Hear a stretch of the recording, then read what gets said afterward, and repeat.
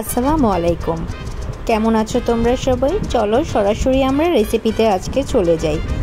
তো আমি আজকে স্যান্ডউইচ বানানোর জন্য গাজর কুচি করে নিয়েছি। প্রথমে সাদা তেলে গাজরগুলো হালকা ভেজে নেব।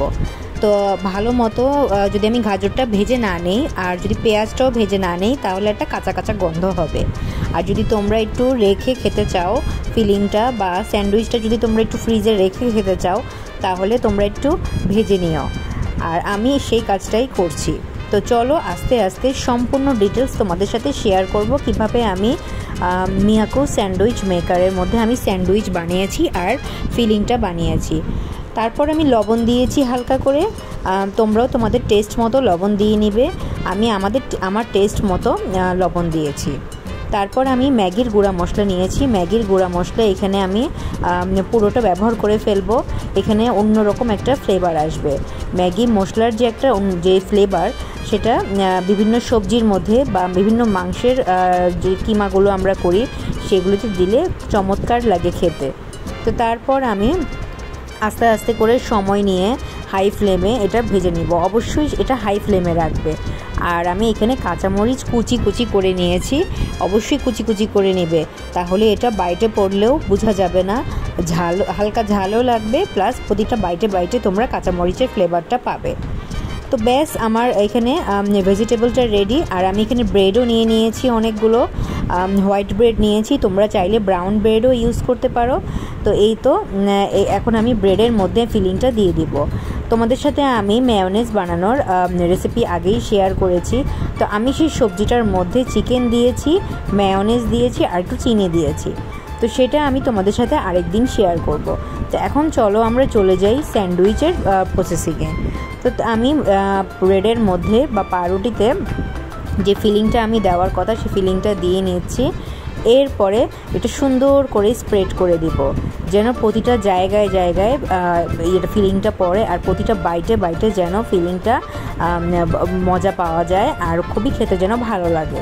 তোমরা চাইলে এখানে চিকেনের বদলে ডিম ঝুড়ি ঝুড়ি করেও দিতে পারো, এটা সম্পূর্ণ তোমাদের ইচ্ছা। আমি চিকেন দিয়ে করেছি কারণ আমার কাছে চিকেন ফ্লেভারটা খুবই ভালো লাগে। তো এই যে আমি এখন চিজ দিয়ে নিব, মজারেলা চিজ আমি এখন কোনা কোনা করে দিয়ে নিব যেন ভালো করে আমি মাঝখান দিয়ে যখন কাটবো দুই সাইডেই যেন চিজের ফ্লেভারটা পাওয়া যায়। কারণ চিজের যে অন্যরকম একটা টেস্ট এটা অন্য কিছুর সাথে পাওয়া যায় না।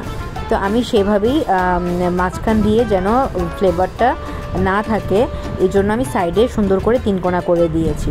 তোমরা চাইলে আরও সুন্দর করে দিতে পারো। আমার সময় খুবই কম ছিল তাই তাড়াতাড়ি করে আমি এটা বানিয়ে নিয়েছিলাম ইফতারের জন্য। তো ব্যাস আমার হয়ে গেল একটা স্যান্ডউইচ। এরপরে আমি আরও মেয়োনেজ দিয়ে ফিলিং আরও রেডি করে নিয়েছি কারণ আমি অনেকগুলো স্যান্ডউইচ বানাচ্ছিলাম ওই দিন। সেই সাথে আমার যারা নেইবার আছে বা রিলেটিভ আছে তাদেরকেও আমি দিয়েছিলাম। তো সেই জন্য আমি আরও কিছু ফিলিং বানিয়ে নিচ্ছি। এই যে ভেজিটেবলগুলো আমার যা ছিল সব দিয়ে নিয়েছি, সেই সাথে একটু ব্ল্যাক পেপারও দিয়েছি টেস্টের জন্য আর একটু ঝালের জন্য, কারণ আমি ঝাল খেতে খুবই ভালোবাসি। আর সেই সাথে যে মেয়োনেজটা আমার ছিল বাকি সেই পুরো মেয়োনেজটাই দিয়ে দিয়েছি। ব্যাস হয়ে গেল আমার ফিলিং। তারপরে আমি বাকি যে পাউরুটিগুলো সেগুলোতে আরও আমি বানিয়ে নিব। আর বানিয়ে রাখলে সুবিধা হয় যে তাড়াতাড়ি করে সেটা গ্রিল মেশিনে দিয়ে দেওয়া যায়, তখন আর ঝামেলা থাকে না হাতে লাগানোর এগুলো।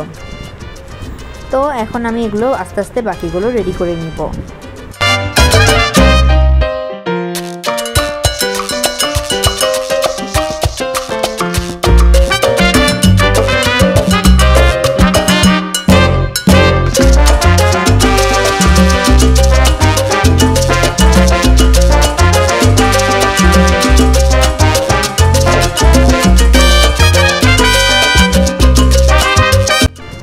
আজ আমি মিয়াকোর এই মেশিনটা ব্যবহার করব। এটাতে গ্রিল করা হয় স্যান্ডউইচ। তোমরা চাইলে চুলাতেও করতে পারো, আমি চুলাতে করতেই পছন্দ করি। তো আজকে আমার এটা ইনটেক বাসাতেই ছিল, এটা আমি গিফট পেয়েছিলাম। তো ভাবলাম চলো ইউজ করা যাক আর তোমাদের সাথেও এটা রিভিউ শেয়ার করি।